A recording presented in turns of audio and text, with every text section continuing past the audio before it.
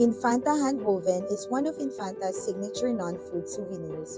Handcrafted from locally sourced natural materials, it reflects the town's rich weaving tradition while offering visitors a meaningful and functional keepsake.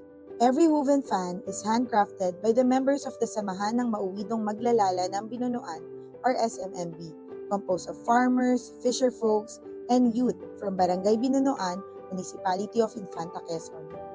The tradition of paglalala or weaving using kalagimay, kaong, nito, and uway was identified as one of Infanta's intangible cultural heritages under traditional crafts through the 2019 Cultural Mapping Project of the local government unit under the supervision of the National Commission for Culture and the Arts.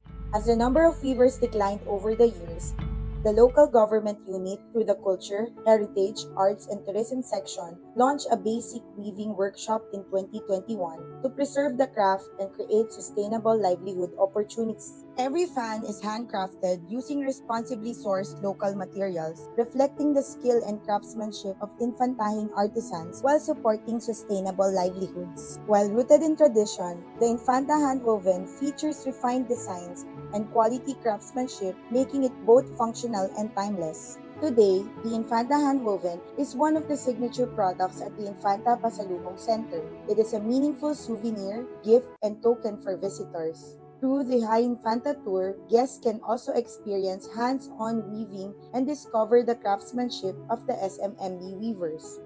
With every weave, the Infanta Handwoven keeps Infanta's heritage alive, preserving a tradition that will inspire generations to come. God the Philippines, Tanan sa Quezon, Tanan sa Pampanga.